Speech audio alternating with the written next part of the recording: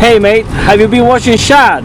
Oh, I've been watching Shad, alright. I mean, you know, now I'm driving and I've been thinking, what would be the best weapon for a skeleton, mate? I mean, I can't think of anything, I just can't take it out of my mind. Thank you, Shad. Like, literally, what's the best weapon for... I mean, if you've got a skeleton, alright, and you've got to give him a weapon, what would be the best weapon, mate? What would be the best weapon?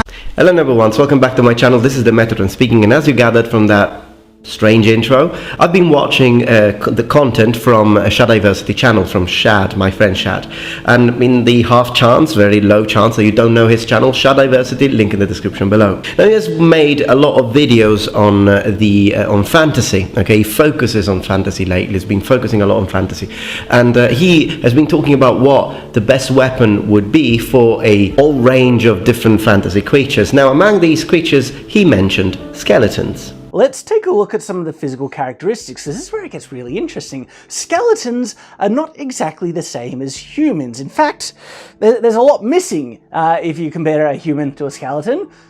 Can you see what's missing? It's all bones. They're skeletons. They don't have muscles. How could they be fatigued? And so, is this another interesting physical quality that skeletons should really have? Now, there is one thing I'd like to add. Yes, skeletons don't have muscle. That's obvious. And clearly, magic is what is holding them together, and is also what allows them to have posture and to have locomotion. So basically, the magic, the black magic, necromancy, spell, whatever it is, it's actually acting as the muscle, is a substitution of the muscle that the skeletons don't have. However, just to go a little bit further into this concept of muscle, well, I believe that, you see, the human body has got three different kinds of muscle. You've got skeletal muscle, cardiac muscle, and smooth muscle. Now, it's also important to say that of all these three kinds of muscles, skeletal muscle is the only voluntary muscle, so the only muscle that requires will to be activated, whereas the other two, so smooth muscles and cardiac muscles, are involuntary muscles, meaning that they move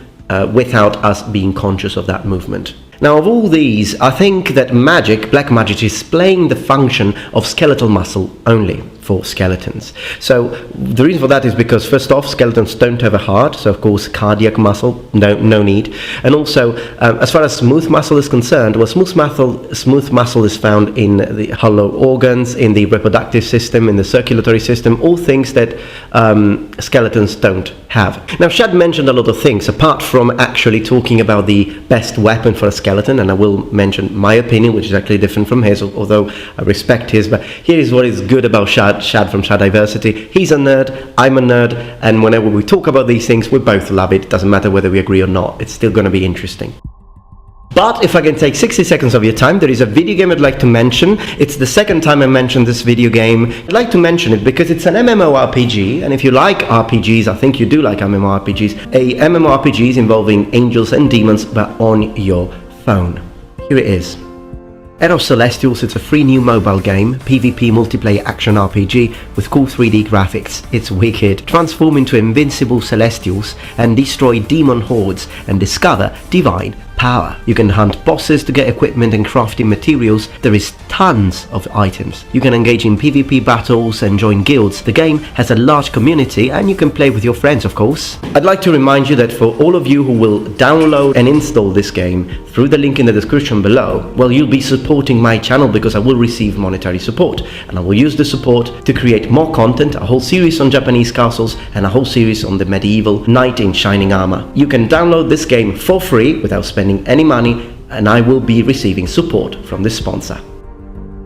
So he mentions the weapon, but he also talks about other things. For example, the weight of a skeleton and some fighting tactics that the skeleton could use that could be optimize its chances to fight a humanoid creature such as a human, an elf, or a dwarf, for example. Their strength is the same, because skeletons usually have the same strength as a human, yet they weigh 15% of a regular person. They would be able to move, essentially, a lot faster. They should be able to jump, when I say jump, it wouldn't be twice as much, but still significantly further than a human and higher than a human. And that's only if they were just a skeleton by themselves. Moving fast, faster jumps, so that's a trait that you don't really see with skeletons. They usually are as fast as a regular human. But if we were to try and to make it a little bit more realistic, this would be a significant character trait. Going back to the weight, here is the thing.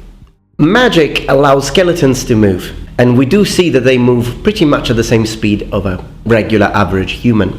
I don't think the fact that a skeleton doesn't have enough weight would make it to be very, very quick, a super quick creature, because I think that magic is just giving skeletons enough strength, if you will, to move themselves in a normal way. In other words, the whole idea of skeletons are very light, hence applying the same force they would move very, very quickly, also requires us to understand how much magic power is being used, how much force that magic power is actually replicating.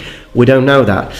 I think it makes more sense to imagine that the magic power used to raise all these skeletons from the dead is actually just enough to have them move at the same speed of humans. So another way to look at it is that if the same magic were applied to a full body, it probably wouldn't even allow it to move, or if it did, it would move it very slowly. But weapons is really what we want to talk about, isn't it? So let's focus on that, and then we'll talk about armor. He mentions a lot of different weapons that could work with skeletons. Of course, he mentions bows and how they could be effective with bows, and I totally agree with that. But the ultimate decision, the best weapon for skeletons, he talks about swords, he talks about, I think he also mentions like axes, etc. But he ends up talking about the rapier, which I believe that's his final choice because of the fact that they could have range advantage and they could poke you. Here's the thing, I don't agree. I think the best logical weapon for a skeleton, if a skeleton were to be a real thing, would be a spear. It would be a spear for two reasons. Reason number one, we know that the spear is an incredibly effective weapon, human versus human in real life. Okay, so if you're arming an army, and in the majority of cases when you see skeletons in fantasy, it's not like two skeletons. In the majority of cases, it's like huge horde of skeletons. So these skeletons need to battle other humanoid creatures, such as I said, elves or humans or dwarves. And in that case, I think a spear would be the best option, because the spear was the best option in the majority of cases on the battlefield.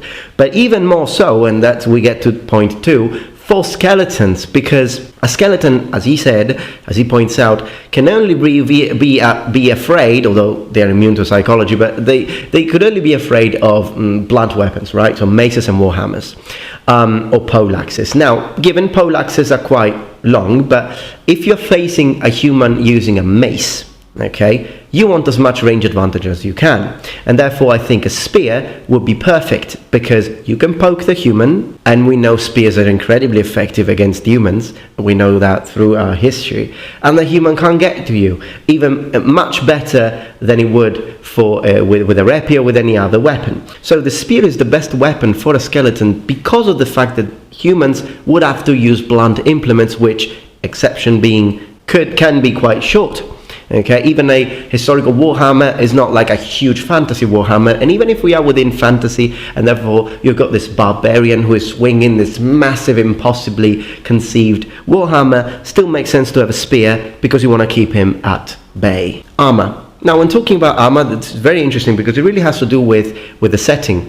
Here's the thing. Yes, armor could make sense with skeletons, because you're like, yeah, you want to protect the bones, because to destroy a skeleton, you need to basically destroy the entire mass. Okay. He also mentions beheading. I think it depends, because sometimes in some fantasy settings you do see beheaded skeletons attacking fantasy party members, so I think it depends. But yeah, if you crush a skeleton in pieces, in the majority of fantasy, exception being Prince of Persia 1, they die. Okay, well, sort of die again. You dismantle the magic force that is holding them together.